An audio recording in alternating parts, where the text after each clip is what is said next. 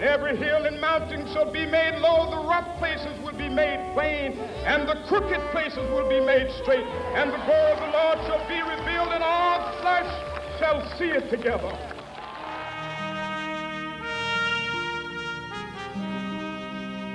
We have not even to risk the adventure alone, for the heroes of all time have gone before us. The labyrinth is thoroughly known. We have only to follow the thread of the hero path. And where we had thought to find an abomination, we shall find a god. And where we had thought to slay another, we shall slay ourselves. And where we had thought to travel outward, we shall come to the center of our own existence. And where we had thought to be alone, we shall be with all the world.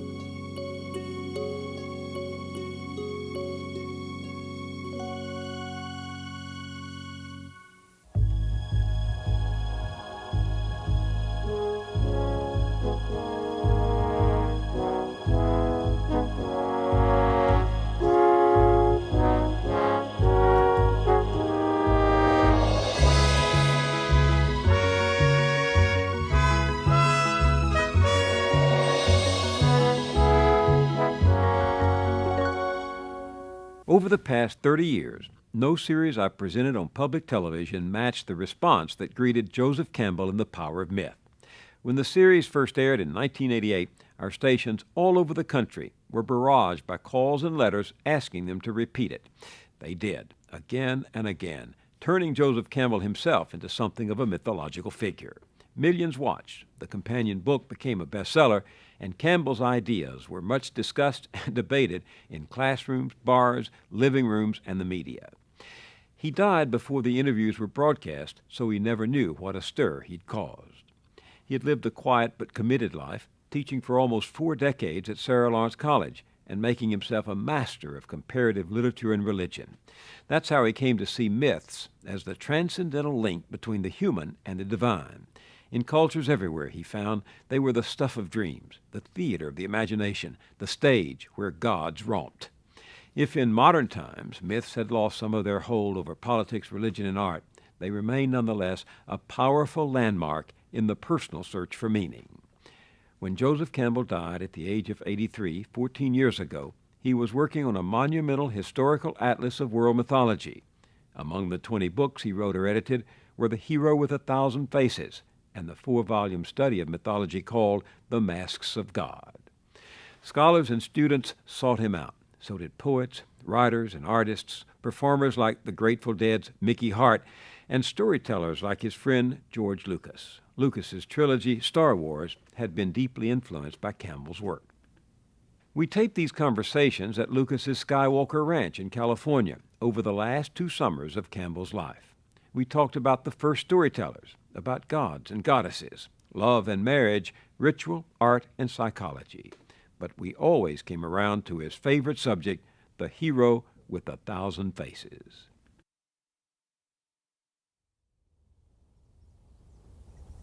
Why the hero with 1,000 faces? Well, because there is a certain typical hero sequence of actions which can be detected in stories from all over the world and from many, many periods of history. And I think it's essentially, you might say, the one deed done by many, many different people. Why are there so many stories of the hero or of heroes in mythology? Well, because that's what's worth writing about. I mean, even in popular novel writing, you see, the main character is a hero or a heroine. That is to say, someone who has found or achieved or done something beyond the normal range of achievement and experience. A hero properly is someone who has given his life to something bigger than himself or other than himself. So in all of these cultures, whatever the costume the hero might be wearing, what is the deed? Well, there are two types of deed. One is the physical deed, the hero who has performed a war act or a physical act of heroism, saving a life. That's a hero act. Giving himself, sacrificing himself to another. And the other kind is the spiritual hero who has learned or found a mode of experiencing the supernormal range of human spiritual life, and then come back and communicated it. It's a cycle. It's a going and a return that the hero cycle represents. But then this can be seen also in the simple initiation ritual, where a child has to give up his childhood and become an adult, has to die, you might say, to its infantile personality and psyche and come back as a self-responsible adult. It's a fundamental experience that everyone has to undergo. We're in our childhood for at least 14 years, and then to get out of that posture of dependency, psychological dependency, into one of psychological self-responsibility requires a death and resurrection. And that is the basic motif of the hero journey. Leaving one condition, finding the source of life to bring you forth in a richer or more mature or other condition. So that if we happen not to be heroes in the grand sense of redeeming society, we have to take that journey ourselves spiritually, psychologically, inside us. That's right. And Otto Rank, in his wonderful, very short book called The Myth of the Birth of the Hero, he says that everyone is a hero in his birth. He has undergone a tremendous transformation from a little, you might say, water creature living in a realm of the amniotic fluid and so forth, and then coming out, becoming an air-breathing mammal that ultimately will be self-standing and so forth. This is an enormous transformation, and it is a heroic act, and it's a heroic act on the mother's part to bring it about. That's the primary hero form, you might say. Still a journey to be taken after that. There's a big one to be taken. And that journey is not consciously undertaken. Do heroes go out on their own initiative? Well, they're both kinds. A very common one that appears in Celtic myths of someone who has followed the lure of a deer or animal that he has been following, and then carries him into a range of forest and landscape that he's never been in before. And then the animal will undergo a transformation and become the queen of the fairy hills or something like that. That is one of not knowing what you're doing. You suddenly find yourself in full career of an adventure. There's another one where one sets out responsibly and intentionally to perform the deed. For instance, when Ulysses' son, Telemachus, was called by Athene, "Go find your father." That father quest is a major hero adventure for young people. That is the adventure of finding what your career is, what your nature is, what your source is. He undertakes that intentionally. Then there's one into which you are thrown and pitched. For instance, being drafted into the army. You didn't intend it, that you're in. Hey! You're in another transformation. You've undergone a death and resurrection. You put on a uniform. You're another creature. So does the heroism have a moral objective? The moral objective is that of saving a people or saving a person or saving an idea. He is sacrificing himself for something. That's the morality of it. Now, you, from another position, might say that something was something that should not have been realized, you know. That's a judgment from another side. Mm-hmm. But it doesn't destroy the heroism of what was done. Absolutely not. Well, that's a different angle on heroes than I got when I was reading as a young boy the story of Prometheus going after the fire and bringing it back and benefiting humanity and suffering for it. I mean, Prometheus brings fire to mankind and consequently civilization. That's, by the way, a universal theme. Oh, it is? The hero, the fire theft theme usually with a relay race after it. Often it's blue jay or woodpecker or something like this that steals the fire and then passes it on to something else and something else, one animal after another. And they're burned by the fires as they're carrying it on, and that accounts for the different colorings of animals and so forth. It's a worldwide myth, the fire theft. Do these stories of the hero vary from culture to culture? Well, it's the degree of the illumination or action that makes him different. There is a typical early culture hero who goes around slaying monsters. Now that is in the period of history when man is shaping his world out of a wild, savage, unshaped world. Well, it has another shape, but it's not the shape for man. He goes around killing monsters. So the hero evolves over time, like most other concepts and ideas. And well, he evolves as the culture evolves. Yeah. Now, Moses is a hero figure. In his ascent of the mountain, his meeting with Yahweh on the summit of the mountain, and coming back with the rules for the formation of a whole new society.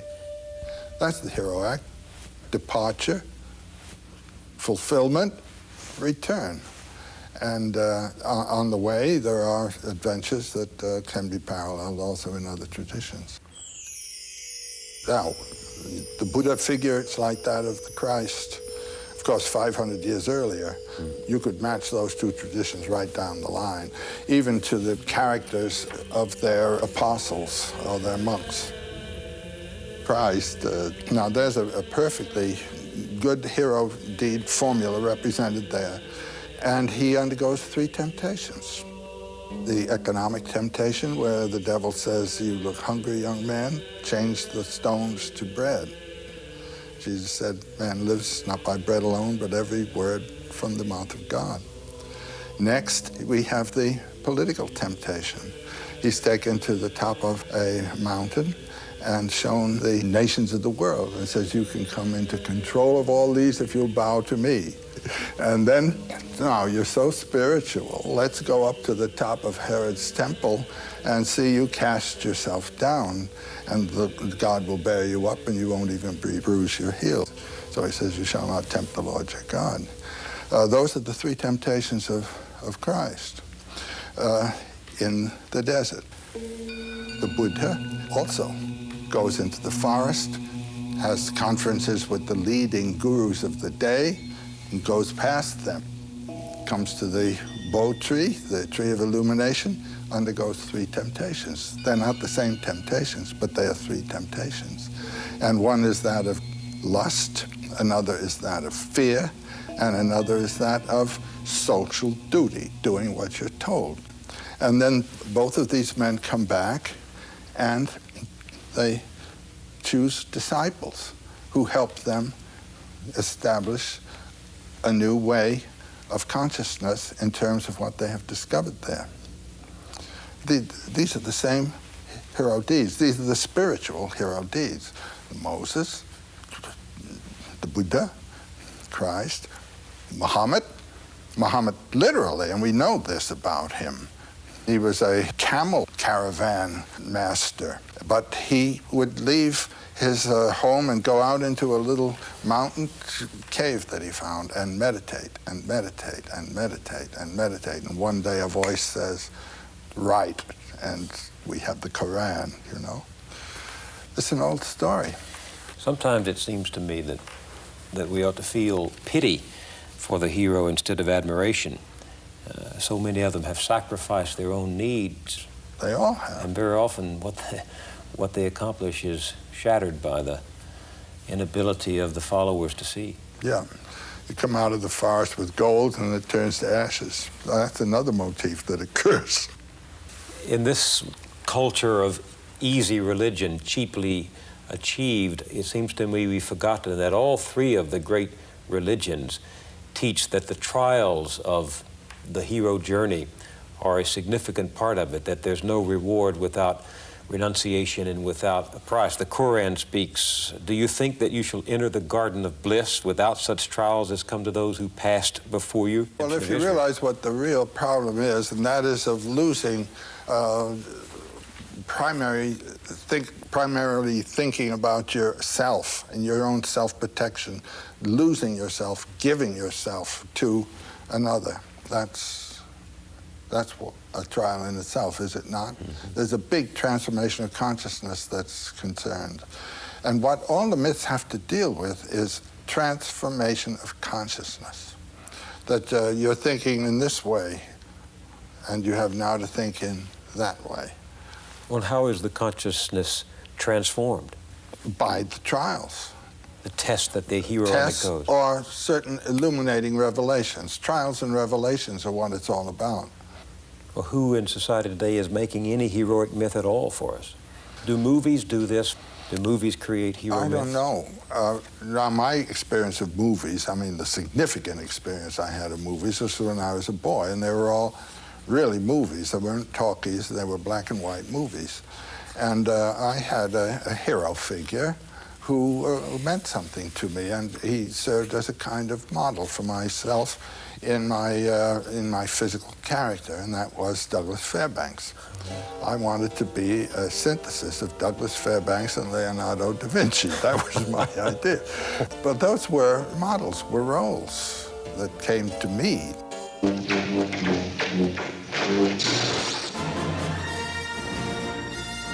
Does a movie like Star Wars fill some of that need for the spiritual adventure, for the hero? Oh, it's perfect. It does the cycle perfectly. It's not simple morality play. It has to do with the powers of life and their inflection through the action of man.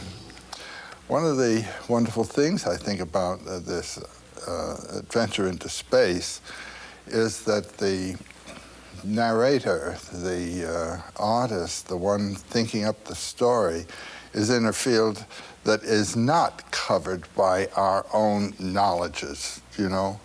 There was much of the adventure in the old stories is where they go into regions that no one's been in before.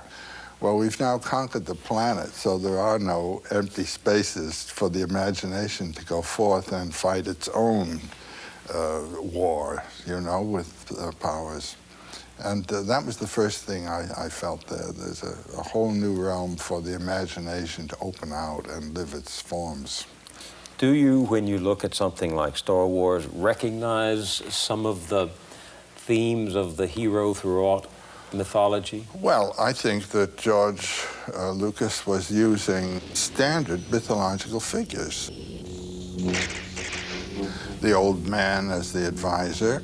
Well, specifically, what he made me think of is the Japanese sword master. Remember, a Jedi can feel the Force flowing through him. I've known some of those people, and this man has a bit their character.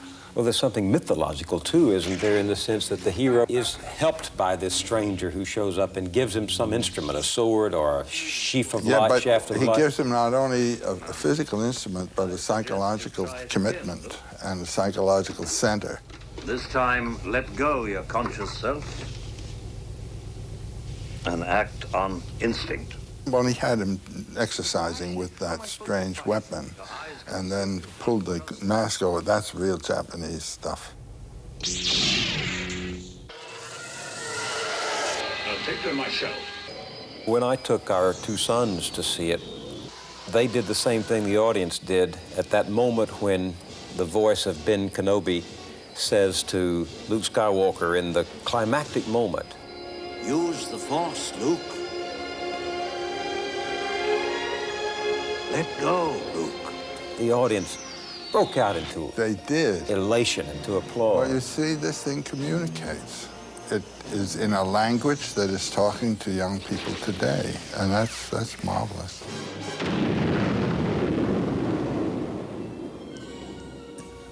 So the hero goes for something. He doesn't just go along for the ride. He's not a mere adventurer. Well, a serendipitous adventure can take place also. You know what the word serendipity comes from?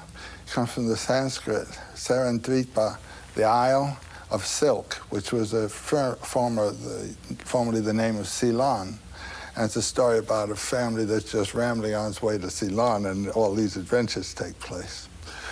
So you can have the serendipitous adventure as well.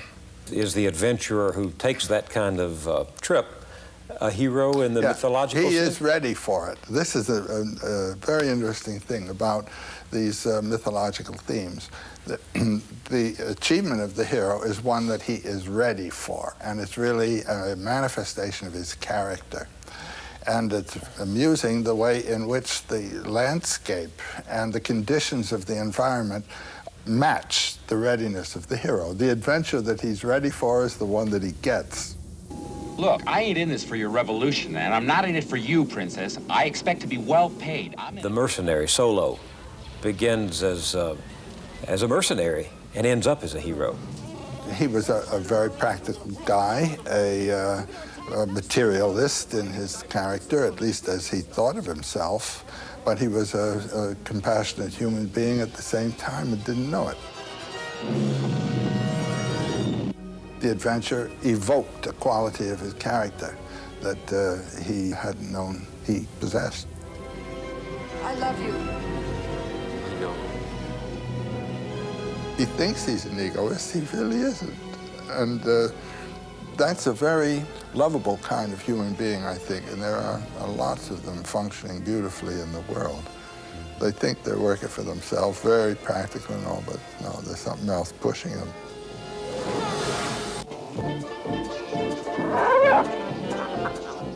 What did you think about the scene in the bar?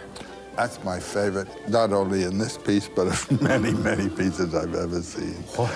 Well, where you are is on the edge. You're about to embark into the outlying spaces. And The real adventure of it. A real adventure. This is the jumping off place. And there is where you meet people who've been out there, and they run the machines that go out there, and you haven't been there. It reminds me a little bit in Robert Louis Stevenson's Treasure Island. The atmosphere before you start off the adventure. You're in a seaport, and there are old salt seamen who've been on the sea, and that's their world, and these are the space people also. I got a bad feeling about this.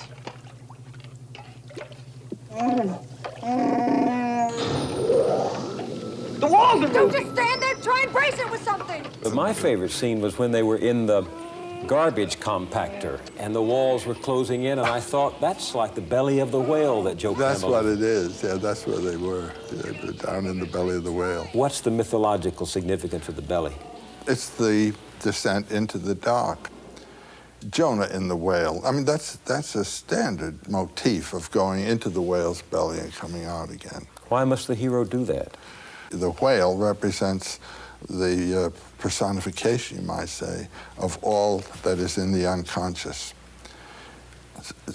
In reading these things psychologically, water is the unconscious. The creature in the water would be the dynamism of the unconscious, which is dangerous and powerful and has to be controlled by consciousness. The first stage in the hero adventure, when he starts off on adventure, is leaving the realm of light, which he controls and knows about, and moving toward the threshold. And it's at the threshold that the monster of the abyss comes to meet him. And then there are 2 or 3 results. One, the hero is cut to pieces and descends into the abyss in fragments to be resurrected.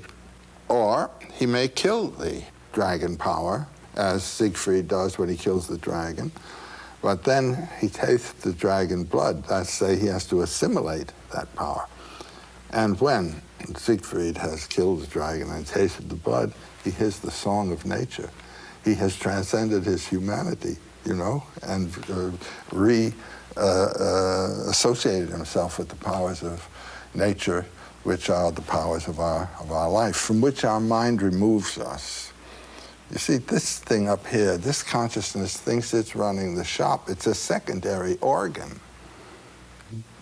It's a secondary organ of a total human being, and it must not put itself in control. It must submit and serve the humanity of the body. Join me, and I will complete your training. When it does put itself in control, you get this father, the man who's gone over to the intellectual side. I'll never join you! If you only knew the power of the dark side. He isn't thinking or living in terms of humanity, he's living in terms of a system. And this is the threat to our lives. We all face it. We all operate in our society in relation to a system. Now, is the system going to eat you up and relieve you of your humanity? Or are you going to be able to use the system to human purposes? Would the hero with 1,000 faces help us to answer that question about how to change the system so that we are not serving it? I don't think it would help you to change the system, but it would help you to live in the system as a human being. By doing what? Well, like Luke Skywalker, not going over, but resisting its impersonal claims. But I can hear someone out there in the audience saying, well, that's all well and good for the imagination of a George Lucas or for the scholarship of a Joseph Campbell, but that isn't what happens in my life. You bet it does. If the person doesn't listen to the demands of his own spiritual and heart life and insists on a certain program, you're going to have a schizophrenic crack-up. The person has put himself off-center. He has aligned himself with a programmatic life, and it's not the one the body's interested in at all. And the world's full of people who have stopped listening to themselves. In my own life, I've had many opportunities to commit myself to a system and to go with it and to obey its requirements. My life has been that of a maverick. I would not submit. You really believe that the creative spirit ranges on its own out there beyond the boundaries? Yeah, I do. Something of the hero in that. I don't mean to suggest that you see yourself as a hero. No, I don't, but I see myself as a maverick. So perhaps the hero lurks in each one of us when we don't know it. Well, yes. I mean, our life evokes our character, and you find out more about yourself as you go on. And it's very nice to be able to put yourself in situations that will evoke your higher nature rather than your lower. Give me an example. I can give you a story. I'm dealing with an Iroquois story right now. There's a motif that comes in American Indian stories very often, what I call the refusal of suitors. A girl with her mother lived in a wigwam on the edge of the village. She was a very handsome girl, but extremely proud, and would not accept any of the boys. They proposed to her through the mother, and the mother was terribly annoyed with her. Well, one day, they're out collecting wood, and they have gone a long way from the village. And while they are collecting the wood, a terrific darkness comes over them. Now, this wasn't the darkness of night descending. When you have a darkness like that, there's some magician at work somewhere. So the mother says, well, let's gather some bark and make a little wigwam, a bark wigwam for ourselves, and collect wood for a fire, and we'd just spend the night here. So they do that, and the mother falls asleep. And the girl looks, and there's this magnificent guy standing there with a wampum sash, glorious, and feathers, and all this kind of black feathers. He says, I've come to marry you, and I'll await your reply. She accepts the guy, and the mother accepts the man. And he gives the mother the wampum belt to prove that he's serious about all this. So he goes away with the girl. She has acquiesced. Mere human beings weren't good enough for her, but here's something that really, so she's in another domain. Now the adventure is marvelous. she goes with him to his village, and they enter his lodge. The people in there greet her, and she feels very comfortable about it and all. And then the next day, he says, I'm going off to hunt. So he leaves the lodge, and the door is closed with a flap. There's a flap. When he closes the flap, she hears a strange sound. So there's the whole day, and she's just in the hut. And as evening comes, she hears that strange sound again. And the door flap is flung off, and in comes this prodigious serpent with his tongue darting, and he puts his head in her lap and says, now you must search my head for lice and things like that. And she finds all kinds of horrible things there and kills them all. And then he withdraws, and in a moment, after the gate door has been closed, it opens again, and in he comes, the same beautiful young man again, and said, were you afraid of me when I came in just now? No, she said she wasn't at all afraid. Next day, he goes off to hunt. And then she leaves the lodge to gather wood. And the first thing she sees is an enormous serpent basking on the rocks. And then another, and then another. Then she begins to feel very badly, very homesick and discouraged. Then the evening, the serpent, and then the man again. The third day, when he leaves, she decides she's going to try to get out of this place.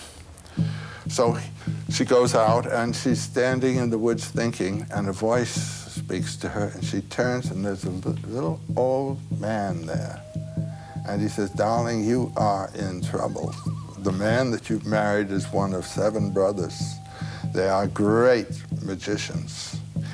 And like many people of this kind, their hearts are not in their bodies.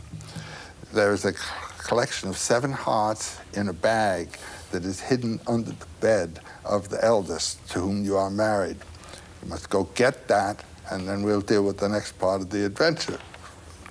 She goes in and finds a bag of hearts and is running out, and a voice calls after her, stop, stop. It's the voice of the magician. And she continues to run. He says, you may think you can get away from me, but you never can. And just at that point, she hears the voice of the old man. He says, I'll help you, dear. And he's pulling her out of the water. She didn't even know that she was in water. What does that say to you? That's to say you have moved out of the hard land, the solid earth, and are in the field of the unconscious.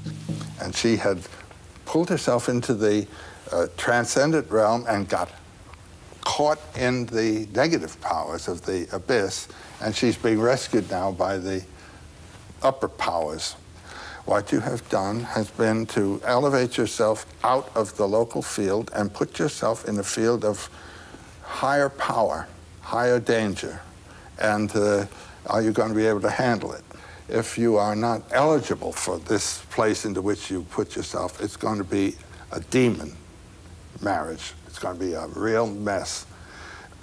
If you are eligible, it can be a glory that will give you a life that is yours in your own way. So these stories of mythology are simply trying to express a truth that can't be grasped any other way. It's the edge, the interface between what can be known and what is never to be discovered, because it is a mystery transcendent of all human research. The source of life. What is it? No one knows. Why are stories important for getting at that? Well, I think it's important to live life with a knowledge of its mystery and of your own mystery. And it gives life a new zest, a new balance, a new harmony to do this. I mean, therapy and psychological therapy, when people find out what it is that's ticking in them, they get straightened out. And what is it that life is? I find thinking in mythological terms has helped people visibly. You can see it happen. How? What does it do?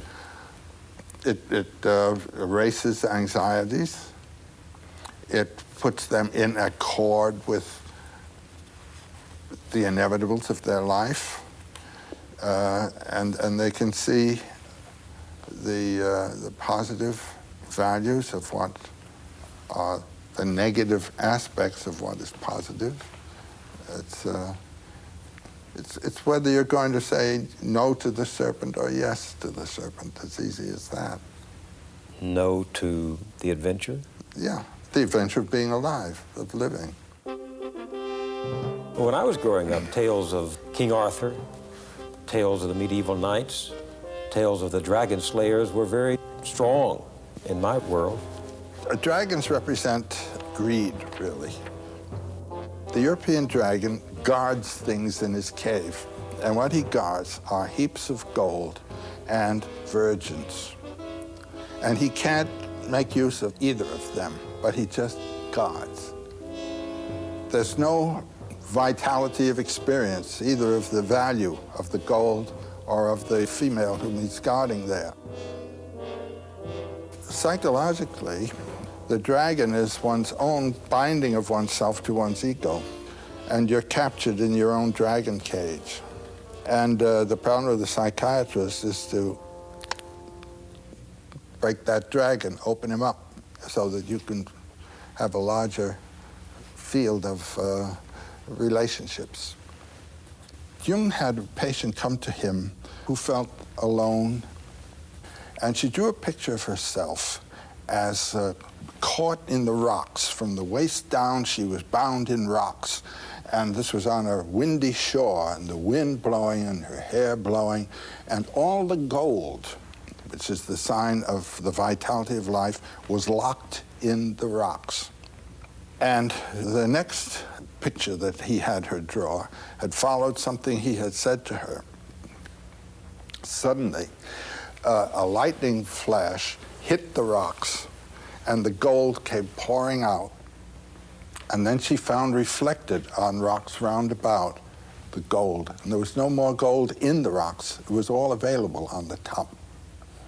And in the conferences that followed, those patches of gold were identified. They were her friends. She wasn't alone. But she had locked herself in her own little room and life, but she had friends. Do you see what I'm meaning? This is killing the dragon. And you have fears and things. This is the dragon. That's exactly what that's all about. At least the European dragon. Chinese dragon is different. What is it?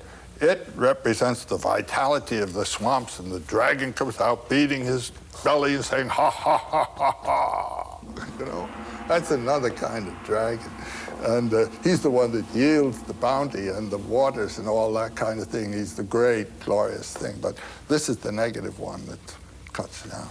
So what you're saying is if there are not dragons out there, and there may not be the real dragon is in you. And what is that real dragon? That's your ego holding you in. What's my ego?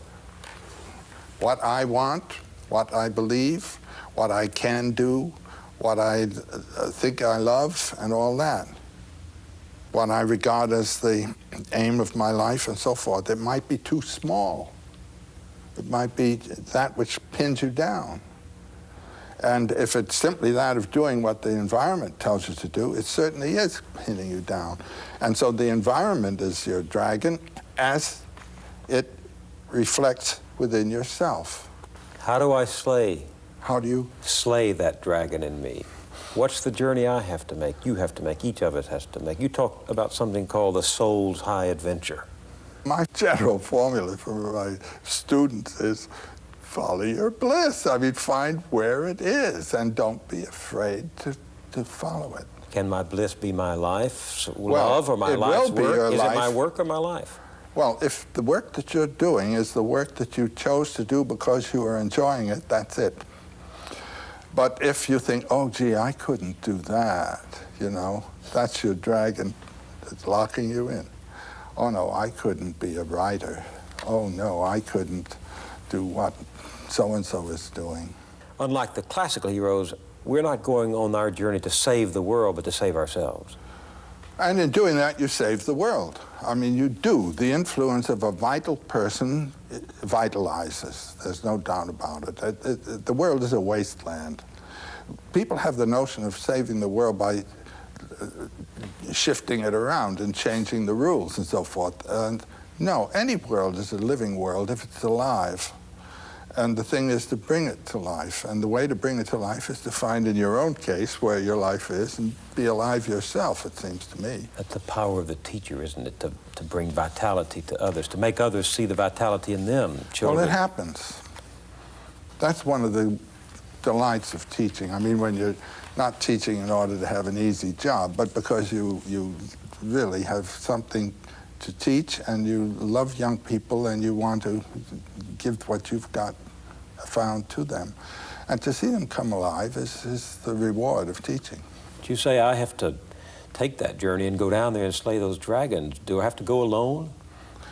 If you have someone who can help you, that's fine too. But ultimately, the last trick has to be done by you. In all of these journeys of mythology, there's a place everyone wishes to find. What is it? The Buddhists talk of nirvana. Jesus talks of peace. There's a place of rest and repose. Is that typical of the hero's journey? That there's a place to find? That's a place in yourself of rest.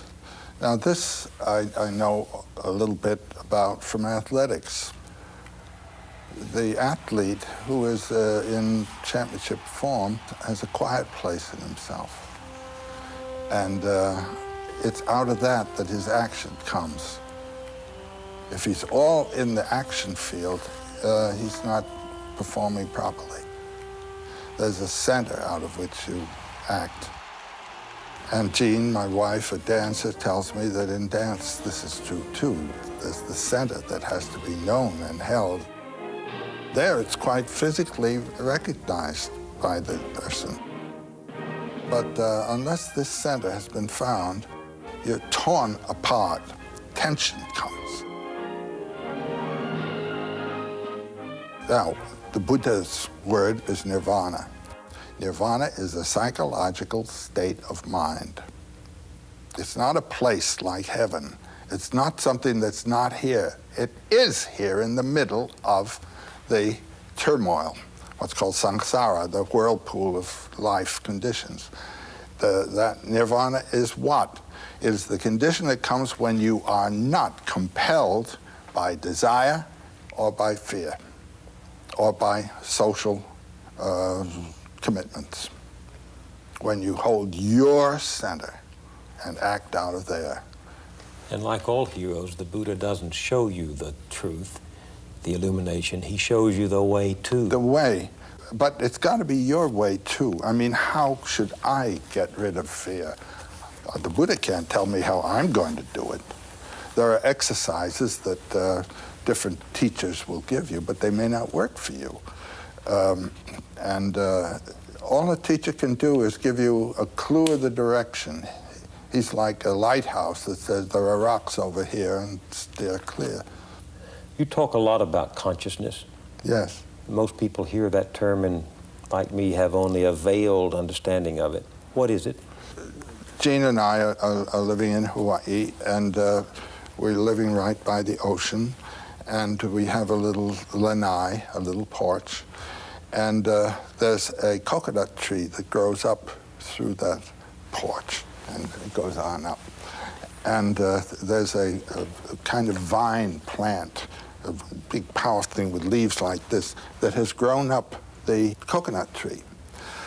Now that plant sends forth little feelers to go out and clutch the plant, and it knows where the plant is and what to do, and where the tree is, and it grows up like this, and it opens a leaf, and that leaf immediately turns to where the sun is. Now you can't tell me that leaf doesn't know where the sun is going to be.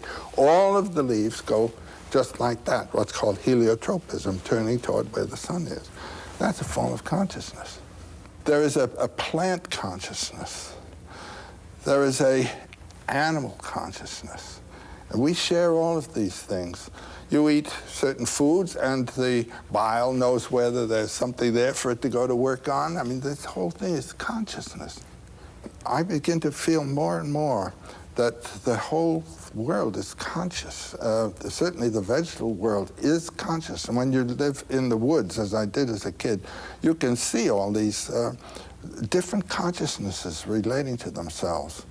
Now, it is a part of the sort of Cartesian mode to think of consciousness as being something peculiar to the head, that this is the organ originating consciousness. It isn't. It's an organ that inflects consciousness to a certain direction, a certain set of purposes. But there's a whole consciousness here in the body. And the whole living world is informed by consciousness. I have a feeling that consciousness and energy are the same thing somehow. Where you really see energy, there is consciousness. Scientists are beginning to talk quite openly about the Gaia principle. There you are, the whole planet as an organism. Mother Earth. And you see, if you will think of ourselves as coming out of the earth, rather than as being thrown in here from somewhere else, you know, thrown out of the earth, we are the earth. We are the consciousness of the earth. These are the eyes of the earth. And this is the voice of the earth. What else? How do we raise our consciousness? Well, that's a matter of what you are disposed to think about. And that's what meditations are for. And all of life is a meditation, most of it unintentional. A lot of people spend most of it in meditating on where their money's coming from and where it's going to go, but that's a level of meditation. Or if you have a family to bring up, you're concerned for the family. These are all perfectly very important concerns, but they have to do with physical conditions mostly, and spiritual conditions of the children, of course. But how are you going to communicate spiritual consciousness to the children if you don't have it yourself? So how do you get that? Then you think about the myths. What the myths are for is to bring us into a level of consciousness that is spiritual. Just for example, I walk off 52nd Street and 5th Avenue into St. Patrick's Cathedral. I've left a very busy city, and one of the most fiercely economically inspired cities on the planet. I walk into that cathedral, and everything around me speaks of spiritual mystery. The mystery of the cross, what's that all about there? The stained glass windows, which bring another atmosphere in. My consciousness has been brought up onto another level altogether. And I am on a different platform. And then I walk out, and I'm back in this one again. Now, can I hold something from that? Well, certain prayers or meditations that are associated with the whole context there. These are what are called mantras in India, little meditation themes that hold your consciousness on that level instead of letting it drop down here all the way. And then what you can finally do is recognize that this is simply a lower level of that.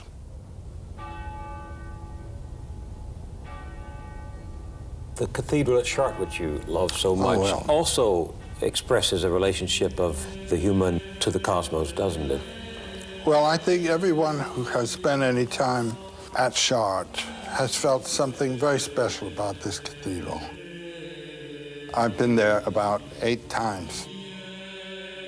When I was a student in Paris, I went down there about 5 times and spent one whole weekend, and I identified and looked at every single figure in that cathedral. I was there so much that the concierge, this little old fellow who took care of the cathedral, he came to me one noontime and he said, would you like to go up with me and ring the bells? I said, I sure would.